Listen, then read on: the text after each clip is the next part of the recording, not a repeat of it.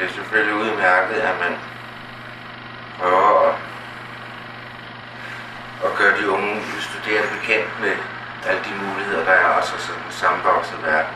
Men når jeg så hører, at man for en masse penge vil sende unge mennesker til Barcelona, hvis de ikke kan stå op om morgenen og møde til tiden, hvis man ikke engang har lært de mest basale kundskaber, så vil jeg sige, at den slags slendrian har vi der masser af her i landet.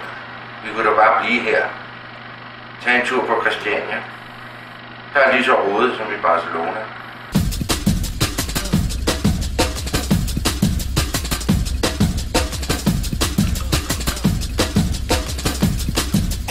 De aner faktisk ikke, hvor de er. Ser op på Gaudis hus og siger, er det ikke lidt mærkeligt, at det hus skævt, eller er det mig, der er skævt fra i går?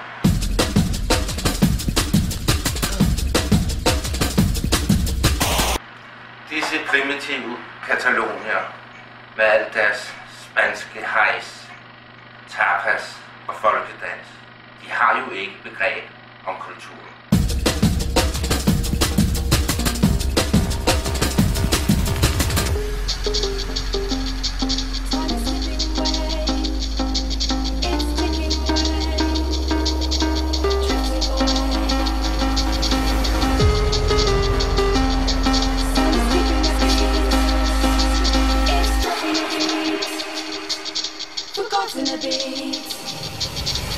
Altså, jeg kan ikke forestille mig, at enhver fornuftig arbejdsgiver med respekt for sig selv skulle have nogen som helst interesse i at ansætte unge mennesker, som har drukket deres studietid væk i Spanien.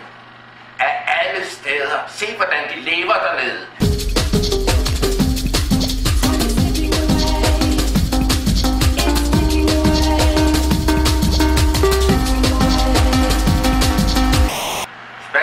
Har meget at byde på. Ødelagte olivenlunde.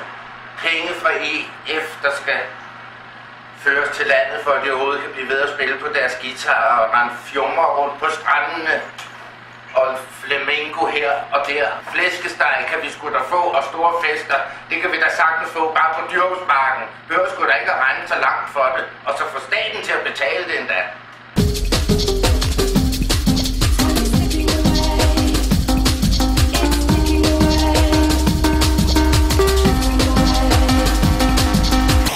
Det med magtpålæg og advare mod at sende disse IKEA-studerende til et sted som Barcelona.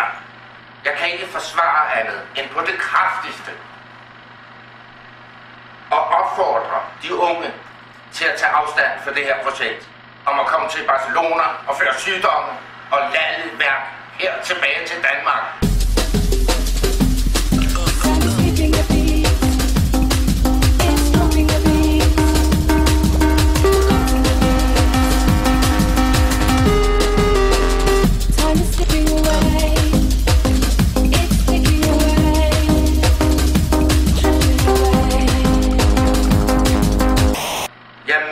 Til besindighed hos de unge, om at holde sig væk fra Barcelona og det afsindige land.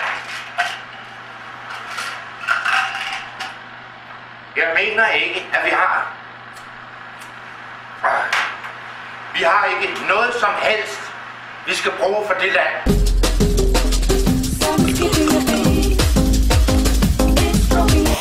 Jeg må på det kraftigste gøre jer opmærksom på, at det er det værste, I kan gøre. Hold jer væk fra Barcelona. Hold jer væk fra det inferno af fråseri og rod.